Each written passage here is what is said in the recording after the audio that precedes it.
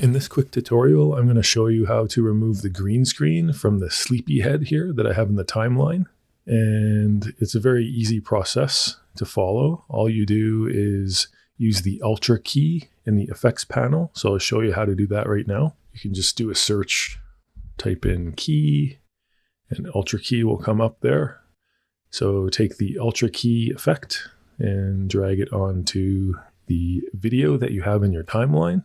And select the video in the timeline, go to the effects controls, and you'll see the Ultra key right here. So when you select the eyedrop tool, you could go into the video itself and just click anywhere that's green, like that. And you can see that it removes all of the green video. You can see that he has Z's coming out of his mouth here. So you might want to put a lighter color matte behind the sleeping head here. So let's do that. Go to the project panel here, the project menu, and go down to this little icon here, and you want to create a new item. Let's use a color matte and select OK, just push OK. Actually, our time base, I believe, is 30 frames per second, so let's keep that consistent.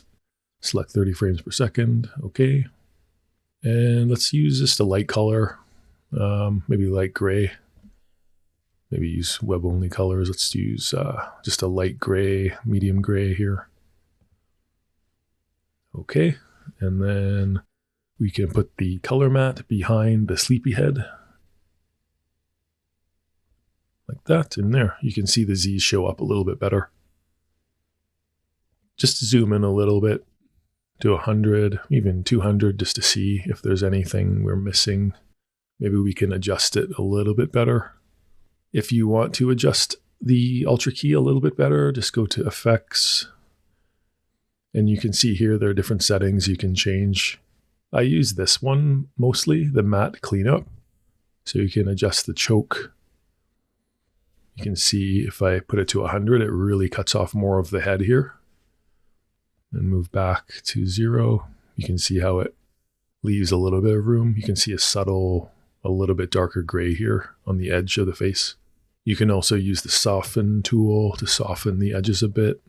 Depends again what you have in the background. All three of these settings are quite useful if you want to make some fine adjustments. Even contrast too. Like I said, it depends on what your background is, how you adjust these settings here. Okay, so that's the face on a gray background. Let's try changing the background to a photo. I have a photo of a sleeping cat I'll place in there so you can see the difference, and maybe we can adjust the settings a little more with the cat in the background. So back to the project panel here. I have a picture of a sleeping cat on a bed. Let's put that just above the color matte so we can compare the two.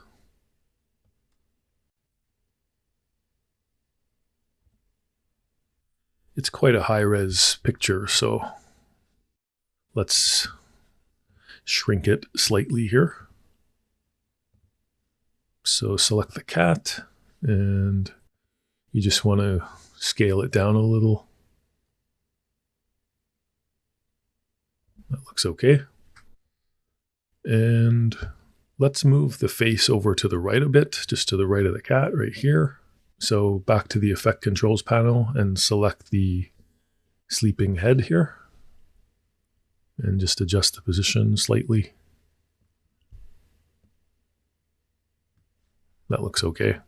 But you can see here part of the sleeping face has some gray on the side of the face. It's a bit gray. You might want to make some subtle adjustments to improve it. So just make sure you have the face layer selected and go to the matte cleanup settings here. So if we adjust the choke, you can see how the gray disappears. And I think that's a little better, just like that actually. But the problem we have is the Z's disappear.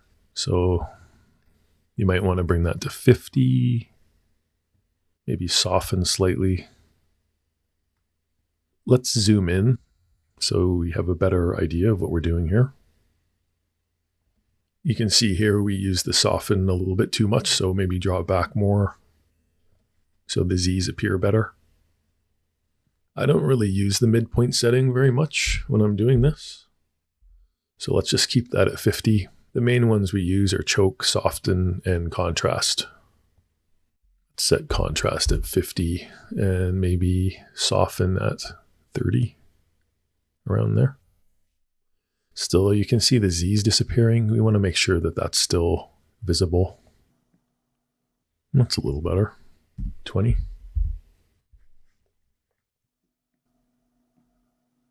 I think that looks better with having that showing a little more. I would adjust it just how you see fit, depending on your preferences there. I think that looks better with the Z's appearing, so those settings are okay for me. I might want to soften it slightly. Let's put the soften at 10. I think that looks okay. Let's go with that. Let's set the rendering to full just to see how it looks.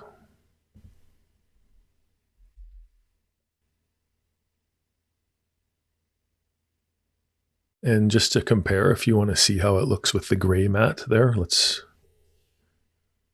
remove the cat for a second.